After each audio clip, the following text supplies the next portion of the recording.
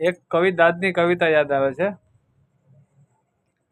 કે ઠાલાને દીઠા તરતા ભરેલા ડૂબી જાય, નીતિ ખોટા કોઈ દી ઘામાં ન આવે ને ખોજા હોય હલવાઈ જાય.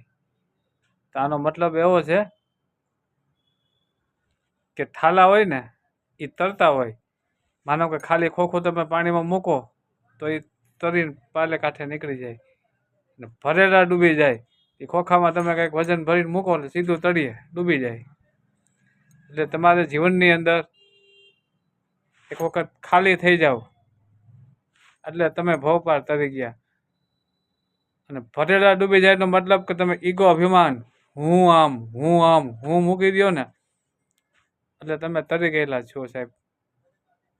અને નીતિ ખોટા કોઈ દી ઘામાં ન આવે અને સોજા હોય સલવાઈ જાય. નીતિ ખોટો માણસ છે ને એ ઘામાં નહીં આવે પણ એનો અંત બહુ ખરાબ હોય છે.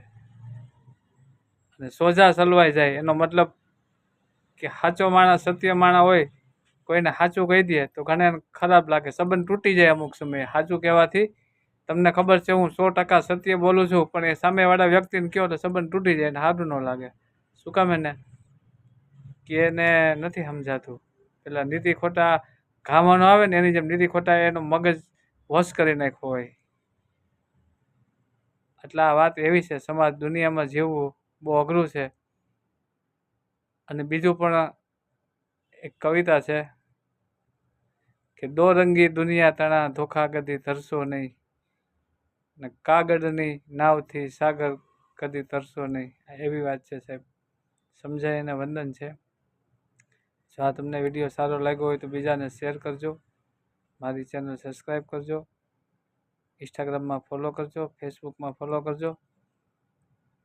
અને હા સાહેબ, યુટ્યુબમાં ચેનલ સબસ્ક્રાઈબ કરજો અને એક લાઈક કરજો. જય દ્વારકાધીશ. રાધે રાધે.